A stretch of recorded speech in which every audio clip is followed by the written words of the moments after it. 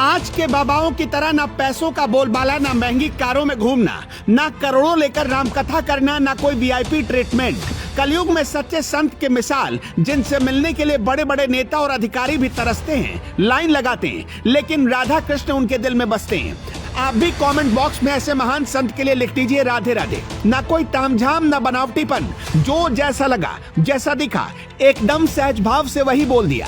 आज के बाबाओं की तरह कोई हाई फाई बनने का शौक नहीं। सच पूछिए तो प्रेमानंद जी महाराज ने इस दुनिया में जैसे हो वैसा ही बनना बताया है। आज के बाबा अक्सर क्या करते हैं, सबसे पहले उनके दरबार में जाने के लिए आपको उनके 10 शागिर्दों से भेंट करना पड़ता है। बाबा जी मिलेंगे या नहीं, उससे पहले आपको चढ़ावा देना होता है। अब तो हजारों चढ़ावे की बात तो ऐसे होती है जैसे 100-200 रुपए हो। आप बाबा प्रेमानंद महाराज को पता नहीं कैसे जानते हो, कितना जानते हो, लेकिन कुछ ऐसे फर्क आज हम आपको बताने जा रहे हैं जिन्हें अगर आपने महसूस नहीं किया तो कभी एकांत में बैठकर सोचिएगा, देखिएगा और दिल पर हाथ रखकर तय करिएगा कि आज के बाबाओं से प्रेमानंद जी महाराज कितने अलग हैं।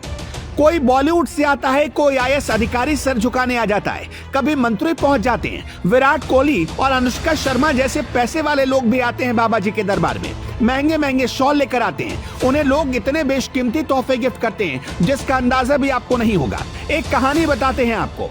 उत्तर प्रदेश कैडर के एक बड़े अधिकारी कुछ ही दिनों पहले प्रेमानंद महाराज के दरबार में मत्था टेकने पहुंचे। उनके सामने बड़े बेशकीमती तोहफे दिए, महंगी पश्मीना शॉल भेंट की, साथ में अधिकारी ने उन्हें घड़ी भी गिफ्ट की थी। अधिकारी की घड़ी प्रेमानंद जी महाराज ने कहीं रख दी या उनके किसी अनुयायी को दे दी, क्योंकि अक्सर महाराज जी भौतिक सुखों में भरोसा नहीं रखते। इसलिए उनके दरबार में आने वाला कोई शख्स उन्हें जो कुछ भी तोहफे या उपहार में देता है वो सीधे अपने अनुयायियों या गरीबों में बंटवा देते हैं। कुछ दिनों बाद वो अधिकारी फिर से प्रेमानंद जी महाराज के दरबार में आए और फौरन महाराज जी के सामने हाथ जोड़ा और पूछ डाला कि मैंने जो घड़ी आपको सौंपी थी वो घड़ी मुझे दिख नहीं रही। ये सुनकर महाराज जी को गुस्सा आ गया। महाराज जी ने उसे समझाया कि वो याचक नहीं है, वो घड़ी मांगने नहीं गए थे। महाराज जी ने उस अधिकारी को यह भी कहा कि उनका कोई भौतिक सामान उन्हें नहीं चाहिए। अधिकारी ने अपने पद का रौब दिखाया और कहा कि सेक्रेटरी हूँ और बड़े बड़े लोग मुझे तोहफे देते हैं, मैंने सोचा कि मैं आपको दे दूं।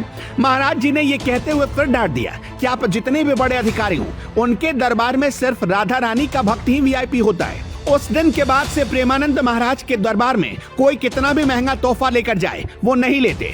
उस दिन उस बड़े अधिकारी को भी समझ में आ गया होगा कि प्रेमानंद महाराज के दरबार में कोई पैरवी और पहुंच काम नहीं कर पाती। एक और बात, प्रेमानंद महाराज के दरबार में कोई फूल माला लेकर जाता है तो महाराज जी वो भी नहीं लेते, कहते हैं राधा रानी को अर्पित कर दीजिए। अगर प्रेमानंद महाराज की जगह कोई दूसरे बाबा होते तो क्या करते, अब जरा उसकी भी तस्वीर देखिए। उन्हें भी अच्छा लगता कि कोई उन्हें फूलों से उनका सत्कार कर रहा हो।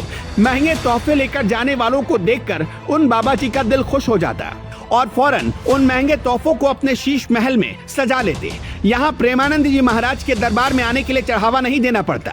यहाँ दरबार में आकर रुपए पैसे चढ़ाकर नहीं जाना पड़ता। इसलिए कहा जाता है कि प्रेमानंद जी महाराज आज के संतों से बिल्कुल अलग हैं। वो खांटी संत और सन्यासी हैं जो राधा रानी के नाम के सुमरन में ऐसे खो गए कि उन्हें संसार के भौतिक सुखों का कोई लोभ ही नहीं रहा। अगर आप भी हमारे साथ सहमत हैं तो कमेंट बॉक्स में लिखिएगा राधे राधे।